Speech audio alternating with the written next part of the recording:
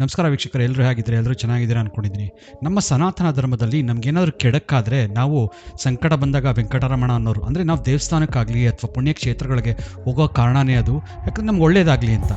ಹೀಗಿರ್ಬೇಕಾದ್ರೆ ದೇವ್ರ ಕಾರ್ಯ ಮಾಡಬೇಕಾದ್ರೆ ಏನಾದರೂ ಕೆಟ್ಟದಾದರೆ ಯಾರಿಗೆ ತಾನೇ ಬೇಜಾರಾಗಲ್ಲ ಅಥವಾ ತುಂಬ ನೋವಾಗಲ್ಲ ಹೇಳಿ. ಅದಕ್ಕೊಂದು ಎಕ್ಸಾಂಪಲ್ ಕೊಡಬೇಕಂದ್ರೆ, ಈಗ ಹುಬ್ಬಳ್ಳಿಲಿ ಅಯ್ಯಪ್ಪ ಮಾಲಾಧಾರಿಗಳಿಗೆ ಏನಾಯಿತೋ, ಒಂದು ಗ್ಯಾಸ್ ಬಸ್ಟ್ ಆಗಿ ಅದು ಬಹಳ ದೊಡ್ಡ ಸುದ್ದಿನೇ ಆಯಿತು. ಹಾಗೂ ತುಂಬ ದುಃಖಕರ ಸಂಗತಿ ಕೂಡ. ನಾನು ಆಗಲೇ ಹೇಳಿದಾಗೆ ಸಂಕಟ ಬಂದಾಗ ವೆಂಕಟರಮಣ ಅಂತೀವಿ. ಹೀಗಾಗಿ ತಿರುಪತಿನಲ್ಲಿ ಇತ್ತೀಚೆಗೆ ನಡೆದಿದ್ದಂಥ ಘಟನೆ ಭೀಕರವಾದ ಕಾಲ್ತುಳಿತದಿಂದ 6 ಜನ ಸತ್ತರು. ಹೀಗಿರಬೇಕಾದ್ರೆ ಮತ್ತೊಂದು ಘಟನೆ, ತುಂಬ ಕೆಟ್ಟ ಘಟನೆ ಏನಪ್ಪ ಅಂದರೆ, ಕುಂಭಮೇಳದಲ್ಲಿ ಭೀಕರ ಕಾಲ್ತುಳಿತದಿಂದ 10 ಜನ ಸತ್ತಿದ್ದಾರೆ. ಇದು ಅಂತಿಂಥ ಕುಂಭಮೇಳ ಅಂದ್ಕೊಂಬೇಡಿ. ಈ ಕುಂಭಮೇಳ ನಡೀತಿರೋದು 144 ವರ್ಷದ ನಂತರ. ಅಂದರೆ ಹಿಂದಿನಲ್ಲಿ ಹೇಳೋ ಥರ ಚೋಟಿ ಕುಂಭಮೇಳ ಅಥವಾ ಅರ್ಧ ಕುಂಭಮೇಳಗಳು ಸಾಮಾನ್ಯವಾಗಿ ನಡೆಯುತ್ತೆ. ಆದರೆ ಈ ಮಹಾ ಕುಂಭಮೇಳ ನಡೆಯೋದು 144 ವರ್ಷಕ್ಕೊಮ್ಮೆ. ಅಂದರೆ ಒಬ್ಬ ಮನುಷ್ಯನ ಜೀವನದಲ್ಲಿ ಒಂದು ಸತಿ ಮಾತ್ರ ಹೋಗೋಕ್ಕೆ ಸಾಧ್ಯ. ಹೀಗಾಗಿ ಅಲ್ಲಿನ ರಾಜ್ಯ ಸರ್ಕಾರ ಕೂಡ ಎಲ್ಲ ವ್ಯವಸ್ಥೆ ಮಾಡ್ಕೊಂಡಿದ್ರು. ಅಂದರೆ ನೀವು ಸಾಮಾನ್ಯವಾಗಿ ಟಿ ವಿನಲ್ಲಿ ನೋಡಿರ್ತೀರ, ಟೆಂಟ್ಗಳು ಹಾಕ್ಕೊಂಡು ಎಷ್ಟು ಸಾವಿರಾರು ಜನ ಪ್ರಪಂಚದ ಎಲ್ಲ ಕಡೆಯಿಂದ ಜನಗಳು ಬರ್ತಾರೆ ಅಂತ ಟೆಂಟ್ಗಳ ವ್ಯವಸ್ಥೆ, ಟಾಯ್ಲೆಟ್ಗಳ ವ್ಯವಸ್ಥೆಗಳಾಗಲಿ ಅಥವಾ ರೋಡಿನ ವ್ಯವಸ್ಥೆಗಳನ್ನಾಗಲಿ ಮಾಡಿದರು. ಆದರೆ ಇಂಥ ಕೋಟ್ಯಾಂತರ ಜನ ಭೇಟಿ ಕೊಡುವಂಥ ಕುಂಭಮೇಳದಲ್ಲಿ ಈ ಕಾಲ್ತುಳಿತದಿಂದಾಗಿ ಸುಮಾರು ಒಂದು 15ರಿಂದ 16 ಜನ ಸತ್ತಿದ್ದಾರೆ ಅಂತ ನ್ಯೂಸ್ ಬಂದಿದೆ. ಇನ್ನು ಸುಮಾರು 50 ಮಂದಿ ಇಂಜುರಿ ಆಗಿದೆ, ಅಂದರೆ ಗಾಯಗೊಂಡಿದ್ದಾರೆ, ತೀರಾ ಕೆಟ್ಟ ಕಂಡೀಷನಲ್ಲಿದ್ದಾರೆ ಅಂತ ನ್ಯೂಸ್ ಬಂದಿದೆ. ಅಂದರೆ ಅಲ್ಲಿದ್ದಂಥ ಪ್ರತ್ಯಕ್ಷ ದರ್ಶಿಗಳು ಹೇಳಿರೋ ಪ್ರಕಾರ ಈ ರೀತಿ ಆಗೋದಕ್ಕೆ ಕಾರಣ ಏನು ಅಂದರೆ, ಕೆಲವರು ಪ್ರತ್ಯದರ್ಶಿಗಳು ಹೇಳಿರೋ ಪ್ರಕಾರ ಜನಗಳ ಒಂದು ನೆಗ್ಲಿಜೆನ್ಸಿಯಿಂದ, ಅವರ ಒಂದು ಆತುರ ಕಾರಣದಿಂದ ಹೀಗೆ ಕಾಲ್ತುಳಿತವಾಯಿತು ಅಂತ. ಇನ್ನು ಕೆಲವು ಸ್ವಾಮೀಜಿಗಳು ಹೇಳಿರೋ ಪ್ರಕಾರ ಜಿಲ್ಲಾಡಳಿತ ಬರೀ VVIPಗಳಿಗೆ ಮಾತ್ರ ಪ್ರಾಮುಖ್ಯತೆ ಕೊಡ್ತಿತ್ತು, ಜನರಿಗೆ ಅಂಥ ರೀತಿ ಒಳ್ಳೆಯ ವ್ಯವಸ್ಥೆ ಮಾಡಲಿಲ್ಲ ಅಂತ ಅವರು ದೂಷಿಸ್ತಾ ಇದ್ದಾರೆ. ಇನ್ನು ಈ ಕಾಲ್ತುಳಿತ ಹೇಗಾಯಿತು ಅಂತ ನೋಡೋದಾದರೆ, ಪ್ರತಿ ತಿಂಗಳು ಹೇಗೆ ಅಮಾವಾಸ್ಯೆ ಬರುತ್ತೋ ಇವತ್ತು ಅಮಾವಾಸ್ಯೆ ಕೂಡ. ಆದರೆ ಇವತ್ತಿನ ಅಮಾವಾಸ್ಯೆನ ಮೌನಿ ಅಮಾವಾಸ್ಯೆ ಅಂತ ಕರೀತಾರೆ. ಏನಪ್ಪ ಅಂತಂದರೆ, ಮೌನಿ ಅಮಾವಾಸ್ಯೆ ಆತ್ಮಾಲೋಕನ, ನಿಶ್ಚಲತೆ ಮತ್ತು ಭಕ್ತಿಗೆ ಒಂದು ದಿನ ಅಂತ ಹೇಳ್ತಾರೆ. ಅಷ್ಟಲ್ಲದೆ ಆತ್ಮವನ್ನು ಶುದ್ಧೀಕರಿಸುವುದು ಮತ್ತು ಆಧ್ಯಾತ್ಮಿಕತೆ ಕಡೆಗೆ ಬೆಳವಣಿಗೆ ಪ್ರಾರಂಭಿಸುವ ಒಂದು ಒಳ್ಳೆಯ ಸಮಯ ಅಂತ ಕೂಡ ಹೇಳ್ತಾರೆ. ಹೀಗಾಗಿ ಎಷ್ಟೋ ಜನ ಉಪವಾಸ ಇದ್ದು, ಮುಖ್ಯವಾಗಿ ಭಕ್ತರು ತಮ್ಮ ಪಾಪಗಳನ್ನ ಕಳ್ಕೊಳ್ಳೋಕ್ಕೆ ಅಂತ ಪವಿತ್ರ ನದಿಯಲ್ಲಿ ಸ್ನಾನ ಮಾಡುವಂಥ ದಿನ ಕೂಡ.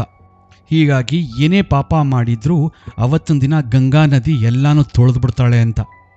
ಹೀಗಾಗಿ ಫೆಬ್ರವರಿ 26ನೇ ತಾರೀಕುವರೆಗೂ ನಡೆಯೋ ಈ ಮಹಾ ಕುಂಭಮೇಳದಲ್ಲಿ ಬರೋ ಎಷ್ಟೋ ಶ್ರೇಷ್ಠ ದಿನಗಳಲ್ಲಿ ಮೌನಿ ಅಮಾವಾಸ್ಯೆ ಕೂಡ ಒಂದು. ಅಷ್ಟಲ್ಲದೆ ಮಾಧ್ಯಮಗಳಲ್ಲಿ ಅಥವಾ ಯೂಟ್ಯೂಬ್ ಚಾನೆಲ್ಗಳಲ್ಲಿ ಇತ್ತೀಚೆಗೆ ಯಾರು ಮೌನಿ ಅಮಾವಾಸ್ಯೆ ದಿನ ಈ ಪುಣ್ಯ ನದಿಗಳಲ್ಲಿ ಸ್ನಾನ ಮಾಡ್ತಾರೆ ಅವ್ರಿಗಂತೂ ಮಾಡಿರೋ ಪಾಪ ಎಲ್ಲ 100% ಹೊರಟೋಗುತ್ತೆ, ಹಾಗೂ ಪುಣ್ಯ ಬರುತ್ತೆ ಅಂತ ತುಂಬಾ ಪ್ರಚಾರ ನಡೀತು.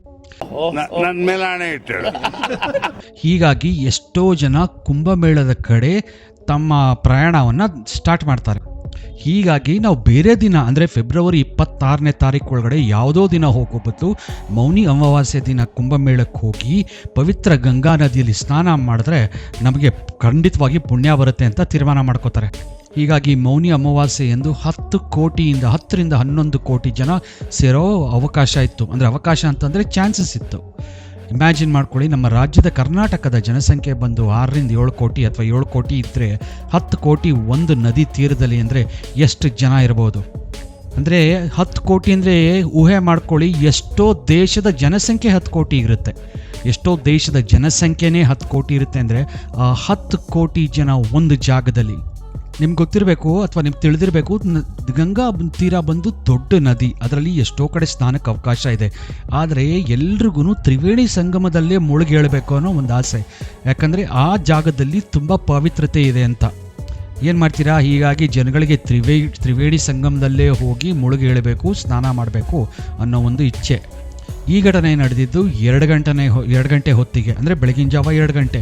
ಹಾಗೂ ಸಾಮಾನ್ಯವಾಗಿ ಬೆಳಗಿನ ಜಾವ 2 ಗಂಟೆ ಬ್ರಾಹ್ಮಿ ಮುಹೂರ್ತ ಸಮೀಪ ಅಥವಾ ಹತ್ತಿರದಲ್ಲಿರೋದ್ರಿಂದ ಅಥವಾ ಬ್ರಾಹ್ಮಿ ಮುಹೂರ್ತ ಕಾರಣದಿಂದಾಗಿ ಆ ಸಮಯದಲ್ಲಿ ನಾವು ಸ್ನಾನ ಮಾಡಿದ್ರೆ, ನಿಮಗೆಲ್ಲ ಗೊತ್ತಿರೋ ಹಾಗೆ ಬ್ರಾಹ್ಮಿ ಮುಹೂರ್ತದಲ್ಲಿ ಪೂಜೆ ಮಾಡಿದ್ರೆ ಭಾಳ ಒಳ್ಳೆಯದು. ಹೀಗಾಗಿ ಆ ಸಮಯದಲ್ಲಿ ಸ್ನಾನ ಮಾಡಬೇಕು ಅಂತ ಏನು ಗೇಟ್ಗಳು ಹಾಕಿರ್ತಾರೆ, ಅದೇ ಟೈಮ್ಗೆ ಕೋಟ್ಯಾಂತರ ಜನ ನುಗ್ಗುತ್ತಾರೆ. ಹೇಗೆ ಅಂತಂತಂದರೆ ಒಂದು ಯಾವ್ದಾರ ಒಂದು ಫಂಕ್ಷನ್ನು ಅಥವಾ ಒಂದು ಊಟದ ವ್ಯವಸ್ಥೆ ಇದ್ದರೆ ಕೆಲವು ಟೈಮಲ್ಲಿ ಜನಗಳು ಹೇಗೆ ಆತಾತುರವಾಗಿ ನುಗ್ತಾರೋ ಹಾಗೆ ಬ್ಯಾರಿಕೇಡ್ಗಳನ್ನೆಲ್ಲ ಕಿತ್ತು ಬಿಸಾಡಿ ಸ್ನಾನಕ್ಕೋಸ್ಕರ ನದಿ ತೀರದ ಕಡೆ ಅಥವಾ ತ್ರಿವೇಣಿ ಸಂಗಮದ ಕಡೆ ನುಗ್ತಾರೆ. ಹೀಗೆ ಬ್ಯಾರಿಕೇಡ್ನ ಮುರಿದ್ಬಿಟ್ಟು ನುಗ್ದಂಥ ಜನಗಳಲ್ಲಿ ಮುಂದೆ ಇದ್ದವ್ರು ಬೀಳ್ತಾರೆ. ಯಾಕಂದರೆ ಹಿಂದೆಯಿಂದ ಫೋರ್ಸ್ ಜಾಸ್ತಿಯಾಗಿ ಮುಂದೆ ಇದ್ದವ್ರು ಬೀಳ್ತಾರೆ. ಅವ್ರು ಬಿದ್ದಾದ ಮೇಲೆ ಹಿಂದೆ ಇರೋರು ನಿಂತ್ಕೊಳ್ಳೋದಿಲ್ಲ, ಅವ್ರನ್ನ ತುಳ್ಕೊಂಡು ತ್ರಿವೇಣಿ ಸಂಗಮದ ಕಡೆ ಹೊರಡ್ತಾರೆ. ಹೀಗೆ ಅವ್ರನ್ನ ತುಳಿದು ಆ ನೋವು ಇರುತ್ತಲ್ಲ, ಒಂದು ಕಬ್ಬಿನ ಜ್ಯೂಸ್ ತೆಗಿತೀವಲ್ಲ ಜೊಲ್ಲೆನ ಹೀರಿ ಇಮ್ಯಾಜಿನ್ ಮಾಡ್ಕೊಳ್ಳಿ ಎಷ್ಟು ಪೇಯ್ನ್ಫುಲ್, ಎಷ್ಟು ನೋವು ಇರುವಾಗಿರ್ಬೋದು ಅಂತ.